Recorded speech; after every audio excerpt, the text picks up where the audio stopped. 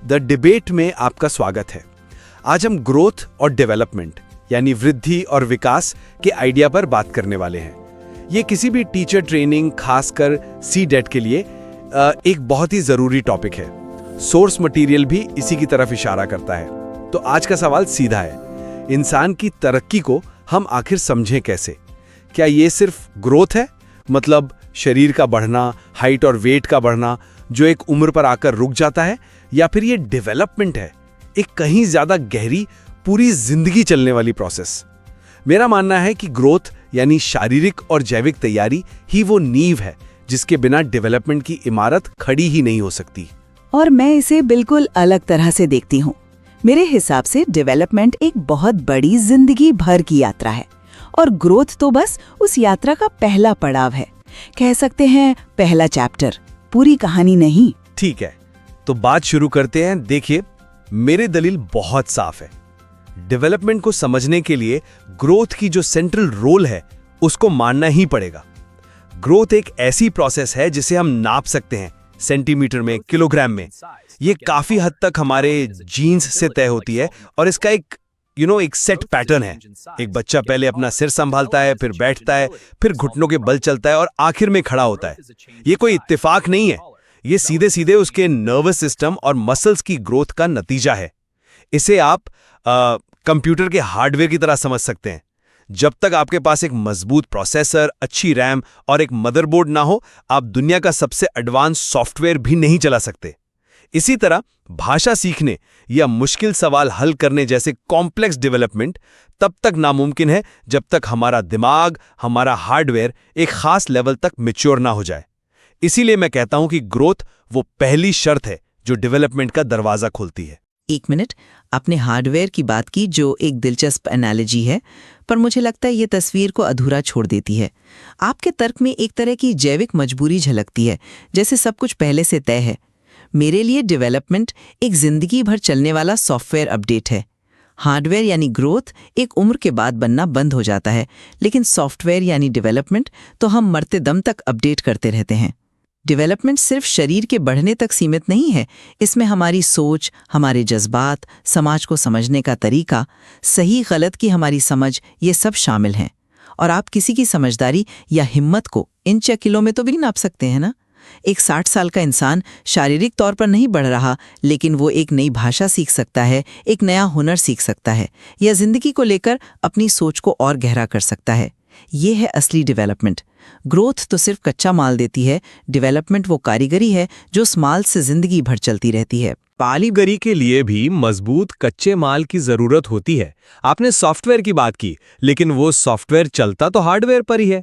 और क्या इन दोनों का रिश्ता सीधा और साफ नहीं है? क्या शारीरिक मैच्योरिटी का एक यूनिवर्सल पैटर्न डेवलपमेंट के स्टेजेस को तय नहीं करता? एक बच्चा अमूर्त चीजों जैसे आजादी या न्याय को समझने से पहले ठोस चीजों को जैसे गेंद या कुर्सी को समझना सीखता है। क्यों? क्योंकि जैसा कि जीन पियाजे ने बताया, उसका दिमाग एब्स्ट्रैक्ट थिंकिंग के लिए तब तक तैयार ही नहीं होता जब तक वो एक खास उम्र और जैविक मैच्योरिटी तक नहीं पहुंच जाता। ये जैविक ढांचा ही डेवलपमेंट की दिशा और रफ्तार को काफी हद तक तय करता है। एक मिनट, तय करता है, ये शब्द बहुत मजबूत है। क्या ये तय करता है या सिर्फ एक संभावना देता है? क्योंकि इन दोनों में बहुत बड़ा फर्क है। आपने पियाजे का जिक्र किया, जो बिल्कुल सही है, लेकिन वाइगॉत्स्की के बारे में क्या ख्याल है? उनका तो मानना था कि हमारा समाज, हमारी संस्कृति और हमारे आसपास के लोग डेवलपमेंट को शक्ल देने में सबसे अहम भूमिका निभाते हैं। सोचिए, 2 जुड़वा बच्चे हैं जिनका जैविक हार्डवेयर बिल्कुल एक जैसा है। एक को ऐसे घर में पाला जाता है जहां हर तरफ किताबें हैं, जहां माँ बाप उससे गहरी बातें करते हैं, उसे सवाल पूछने के लिए उकसाते हैं। दूसरे को एक ऐसे माहौल में पाला जाता है जहां उसे कोई बौद्धिक चुनौती नहीं मिलती, बस टीवी चलता रहता है। क्या आप सच में मानते हैं कि उनका दिमाग एक ही तय रास्ते पर चलेगा? बिल्कुल नहीं। पहले बच्चे का सॉफ्टवेयर कहीं ज्यादा एडवांस्ड हो जाएगा। माहौल और मौके ही असली दिशा तय करते हैं, सिर्फ बायोलॉजी नहीं। बायोलॉजी एक स्टार्टिंग लाइन हो सकती है, फिनिश लाइन नहीं। ठीक है, माहौल जरूरी है, मैं इससे इनकार नहीं कर रहा, लेकिन माहौल भी तभी काम कर सकता है जब बायोलॉजिकल तैयारी हो। आप एक बीज को दुनिया की सबसे उपजाऊ जमीन में डाल दीजिए, उसे सबसे अच्छा पानी और खाद दीजिए, लेकिन जब तक वो बीज अंदर से अंकुरित होने के लिए तैयार नहीं है, तब तक कुछ नहीं होगा। अब इस बात को क्लासरूम में लेकर आते हैं। एक टीचर के लिए इसका क्या मतलब है? ग्रोथ की एक खास बात है कि ये सीमित है, एक उम्र पर आकर रुक जाती है। ये बात इसे शिक्षकों के लिए एक बहुत यूजफुल टूल बनाती है। हम उम्र के हिसाब से स्टैंडर्ड्स बना सकते हैं, क्योंकि वो बायोलॉजिकल ग्रोथ से जुड़े हैं। एक टीचर को पता होता है कि 6 साल के बच्चे की उंगलियों की मांसपेशियां इतनी मजबूत नहीं हैं कि वो बहुत छोटे अक्षर लिख सके, या उसका दिमाग अभी लंबे समय तक ध्यान नहीं लगा सकता। ये हमें एक हकीकत पर आधारित ढांचा देता है, एक प्रैक्टिकल मैप देता है, और मैं मानती हूं कि यही उस मैप की सबसे बड़ी खामी है। आप कह रहे हैं कि ग्रोथ की सीमित नेचर इसे यूजफुल बनाती है। मैं कह रही हूं कि डेवलपमेंट की जिंदगी भर चलने वाली नेचर ही जिंदगी को परिभाषित करती है।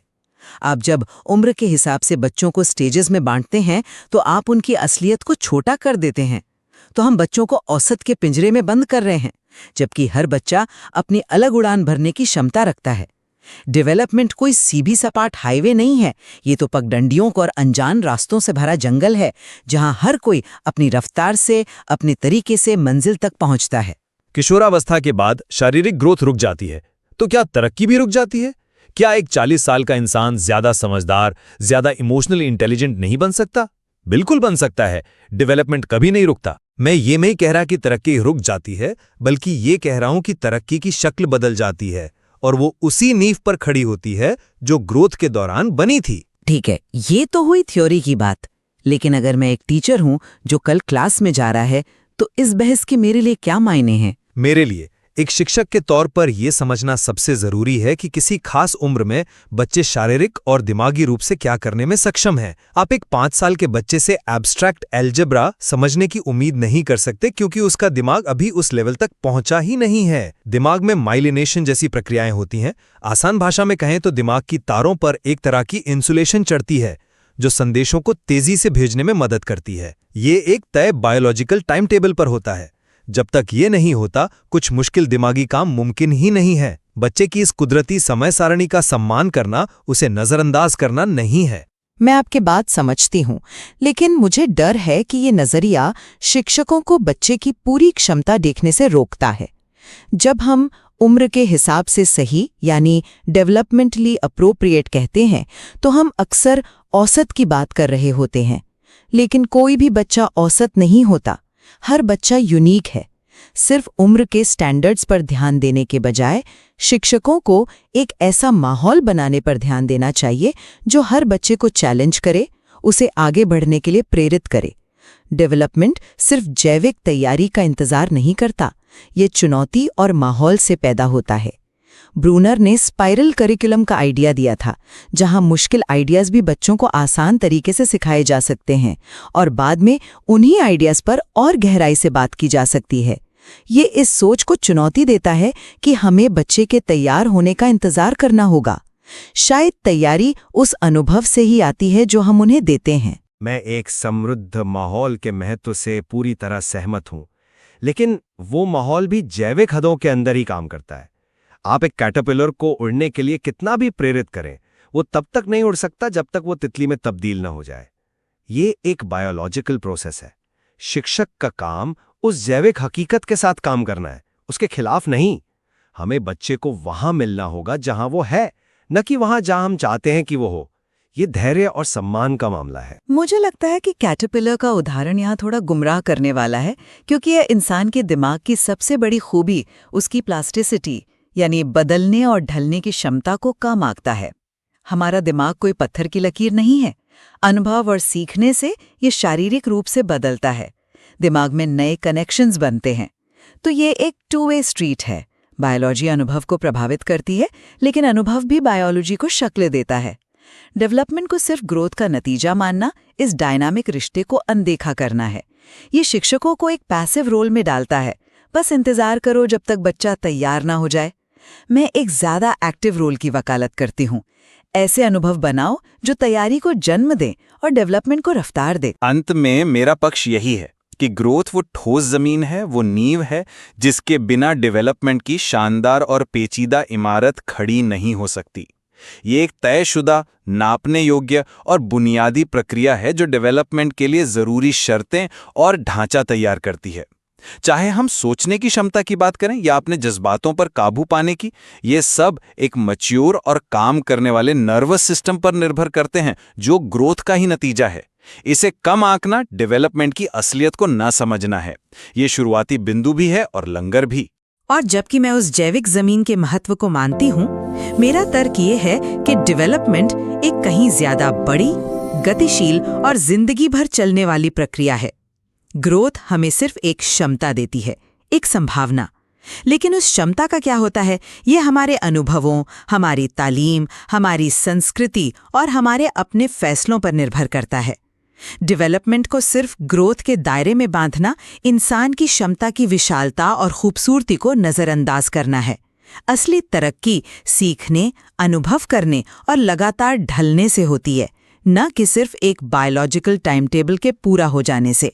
ये तो साफ है कि ग्रोथ और डेवलपमेंट आपस में गहराई से जुड़े हुए हैं, लेकिन उनका असली रिश्ता क्या है और कौन ज्यादा अहम है, ये बहस का मुद्दा बना हुआ है। आज की बातचीत से पता चलता है कि एक ही आइडिया को कई नजरियों से देखा जा सकता है, एक जैविक निश्चितता के नजरिए से और एक जिंदगी भर की संभावना के नजरिए से। सोर्स मटेरियल इन विचारों को और गहराई से जानने के लिए एक बेहतरीन शुरुआती बिंदु है, ताकि हर कोई, खासकर भविष्य के शिक्षक, इस जरूरी विषय पर अपनी एक मजबूत समझ बना सकें।